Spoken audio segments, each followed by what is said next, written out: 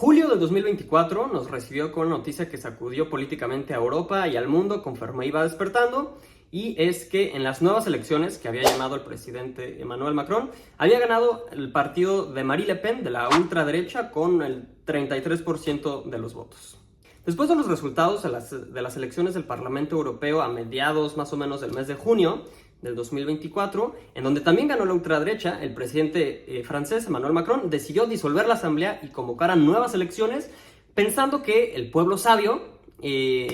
podría escoger y restaurar un poquito la democracia. Y oh sorpresa, después de la primera ronda de elecciones, parece ser que sí es lo que querían finalmente. En los años recientes, esta nueva ola de los partidos de la ultraderecha ha ido ganando cada vez más terreno alrededor de todo el mundo. Francia es únicamente el último nombre que se añade a esta lista, así que quisiera usar este video para ver cómo es que estos partidos de ultraderecha han ganado tanto terreno alrededor del mundo y cómo pasamos de un mundo tan globalizado a uno que parece querer poner más muros por donde sea. Yo soy Antonio Álvarez y esto es Access History. Muchas de las causas de las que voy a hablar, por supuesto que están interconectadas entre sí y que una lleva a la otra, pero una de las principales, y si no me atrevería a decir que incluso la principal razón por la cual alrededor del mundo las personas empiezan a irse tanto a los extremos, pero principalmente a la extrema derecha, tiene que ver con un desencanto con cómo ha sido la política tradicional y cómo esto ha llevado a una desconfianza en las instituciones tradicionales de los gobiernos y de las instituciones democráticas de los diferentes países. Esto porque durante las últimas décadas estaba esta promesa que la democracia y el liberalismo iban a llevar una mejora en la calidad de vida para muchísimas personas. Y aunque esto así ha sido, la percepción a lo mejor no es. A lo mejor en los números, fácticamente, realmente puede ser que sí, la calidad de vida esté mejorando, que tengamos muchas más libertades, pero para muchas personas esto no ha sido abordado de manera efectiva. Incluso la percepción que se tiene afecta en cómo esto ha sido. Y por algunos factores externos también, como han sido diferentes crisis económicas y diferentes crisis hasta sanitarias recientemente, esto ha afectado en cómo percibimos a la política y cómo percibimos nuestra confianza y nuestra relación con las diferentes instituciones democráticas. Para ponerlo un poco más en contexto, creo que son cosas muy puntuales, como es cuestiones de desempleo, cuestiones de migración y cuestiones de seguridad, que son cosas que podrían estar muy relacionadas. Con un desarrollo tecnológico y científico en donde cada vez avanza más la inteligencia artificial, algunas personas empiezan a quedarse sin trabajo. Si empieza a haber una crisis financiera, también hay personas que empiezan a quedarse sin trabajo. Si las personas empiezan a migrar, empieza a haber ciertas vacantes que no empiezan a llenarse con la suficiente rapidez, empieza a haber conflictos políticos, la gente también emigra y entonces empieza a crearse una burbuja que pues da una percepción de que las cosas están cayéndose. Esto por supuesto que empieza a generar inseguridad. Y bueno, si a esto le agregamos que en diferentes países están estos escándalos de corrupción, de actividades cuestionables que las élites políticas y las personas en las tomas de decisiones han realizado,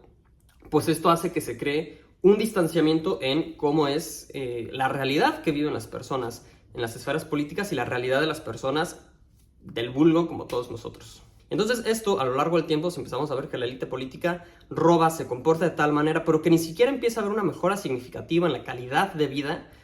pues esto empieza a crear justamente este desmoronamiento, la pérdida de fe que tenemos hacia el gobierno, en el sistema democrático, empieza a crear este sentimiento de rencilla, de rencor, y sentir que pues, los políticos al final no nos representan. Y cuando llega una persona que empieza a prometer todas estas cosas, que por fin habla las cosas que nosotros sentimos, pues empezamos a ser mucho más simpáticos hacia ello. Esto lo vemos con todos los partidos de ultraderecha que han ganado, desde ahorita recientemente Francia con el Rassemblement National de Marine Le Pen, que lleva años justamente cultivando esto y ha estado hablando y ha estado ahí durante no sé cuántas elecciones, así como ustedes saben quién. Y por fin ahorita ganó y todo se perfila para que en las próximas elecciones del 2027 pueda ganar. Pero así pasó con Le Pen, así pasó con Trump, así pasó con Bolsonaro, así se replica alrededor del mundo. Todas estas personas que le hablan a la clase trabajadora diciéndole yo sé lo que está sufriendo, yo sé por qué está pasando y no, yo te aseguro que no soy igual que todas estas personas que han estado en el poder durante tantos años. Relacionado a todo este punto encuentro una segunda causa que me parece pertinente hablar, que tiene que ver con el impacto de la globalización, las crisis económicas que mencionaba ahorita y este nacionalismo económico que empieza a surgir como una respuesta a todo esto. Durante las últimas décadas, obviamente la globalización ha estado ahorita en su apogeo. Sin embargo, aunque ha traído muchísimos beneficios, esta globalización ha exagerado y ha exacerbado y ha agudizado las diferencias sociales, socioeconómicas dentro de muchos países. Si no es que durante todos los países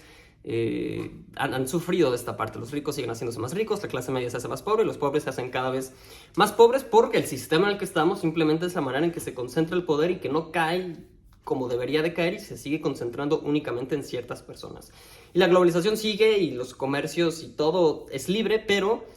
el dinero no fluye de la misma manera. Y entonces nuevamente nos deja con esta percepción que todo este sistema de globalización que iba a mejorar a tantas personas y que iba a mejorar nuestra calidad de vida, únicamente ha estado beneficiando a cierta élite que sigue concentrando toda la riqueza, dejando atrás a un gran sector de la población que nuevamente pues queda resentida y que empieza a buscar y está sedienta de soluciones que les sirvan a ellos y que realmente les vayan a mejorar la vida. Como respuesta a esto, precisamente en algunos países la solución ha sido adoptar nuevamente, como sucedió más o menos como a mitad del siglo pasado, adoptar políticas económicas muy nacionalistas en las que se busca expropiar ciertos activos para proteger los intereses nacionales. Y entonces esto surge como una estrategia de tratar de proteger los recursos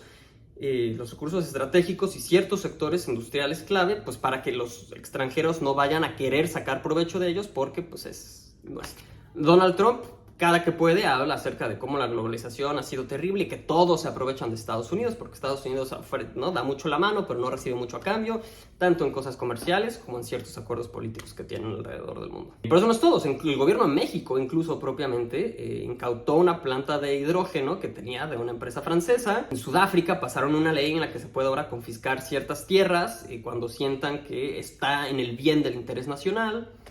Chile también pasó recientemente una legislación en la que el gobierno tiene un rol más grande ahora en todo el manejo de la industria del litio. Entonces, es algo que empieza a estar por todos lados. Entonces esto lleva después a un tercer factor que si lo ven como que todo está muy en cadenita. Pero este siguiente factor tiene que ver con el refuerzo de la identidad cultural y este resurgimiento del nacionalismo alrededor de todos estos países que van expresándose en la ultraderecha.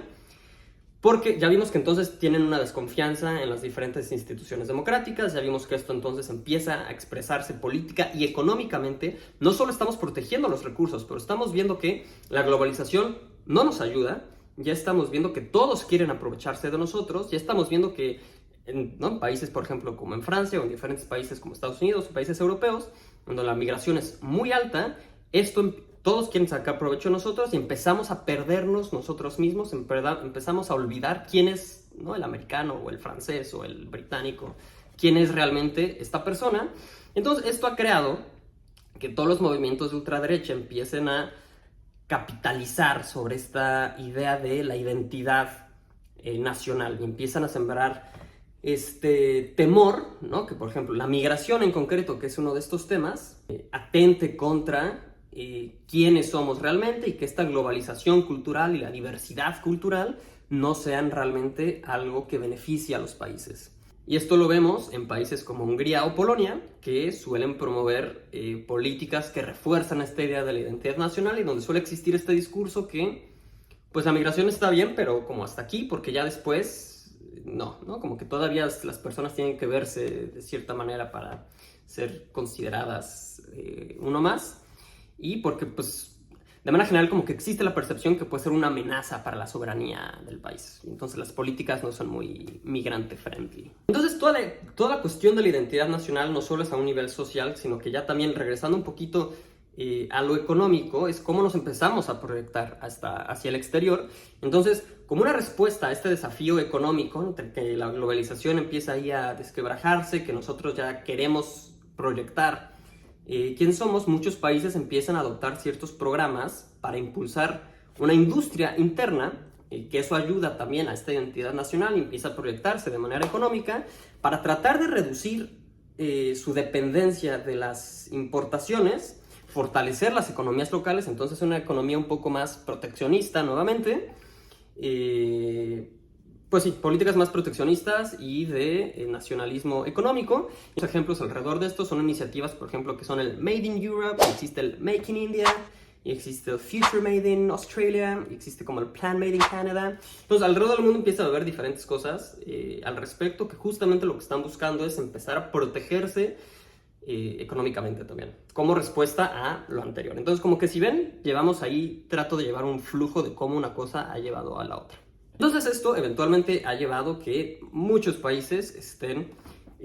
con la ultraderecha o en un segundo lugar muy cercano, como es el caso ahorita de Alemania, que quedó en las últimas elecciones parlamentarias europeas, como es el caso de que ya estén o hayan estado en el poder, como lo fue en Estados Unidos, en Brasil, en Hungría, que están en el poder, en Polonia los acaban de echar recientemente, en Italia están ahí de facto, que la señora Meloni, por lo menos en campaña, por ejemplo, era muy fiera y en una de esas como que hasta amenazó que de llegar al poder se saldría de la Unión Europea,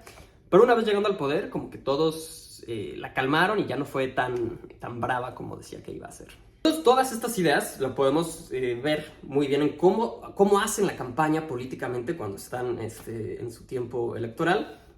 En Hungría, por ejemplo, Orbán y su partido Fidesz tenían slogans como Hungría primero o detengamos a Bruselas. ¿Por qué? Pues porque obviamente lo que queremos es cosas nacionales y de soberanía, ¿no? En Brasil, Bolsonaro tenía el Brasil por encima de todos o Dios por encima de todos. En Italia estaba el Italia primero. Entonces, aparte, usaban propagandas como estas. Por supuesto está el famoso Make America Great Again, el MAGA, y aparte ahorita, por ejemplo, en el Parlamento Europeo para la nueva sesión que va a haber, que aparte está dirigida por Hungría, el nuevo eslogan que van a tener es justamente Make Europe Great Again. Esto es algo que ya se veía venir, esto no es algo que deba sorprender tanto al mundo. Yo lo he dicho en este canal muchas veces, me han criticado varias veces, me han tumbado un par de videos, pero trato de abordarlo de una manera un poco más objetiva, un poco más neutra, para ver justamente cómo una cosa nos ha llevado a la otra. Yo no sé en qué vaya a parar, sí creo que más países vayan a acabar adoptando esta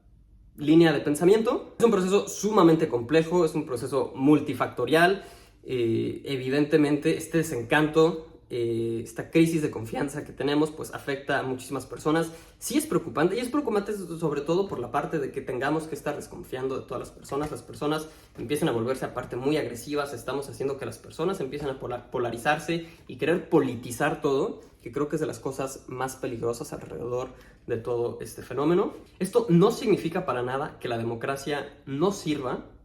sino que creo que al contrario, refuerza justamente la idea que vivimos en un mundo democrático en donde podemos un día estar muy liberales y el siguiente cambia, porque al final las personas son las que están eligiendo esto, y esto de ninguna manera significa que el sistema esté fallido. El sistema está funcionando porque las personas es lo que quieren y es el sistema que están escogiendo. Así que justamente en este sentido creo que plantea preguntas muy importantes que deberán responderse prontamente alrededor del futuro de la democracia, del futuro de nosotros como sociedad, de cómo interactuamos entre nosotros, cómo nos proyectamos y cómo interactuamos también con otros países, porque creo que afecta incluso la cohesión social del mundo en el que vivimos. Así que si te gustó este video, ayúdame a compartirlo, dime qué piensas abajo y si no lo has hecho, suscríbete al canal. Nos vemos a la próxima.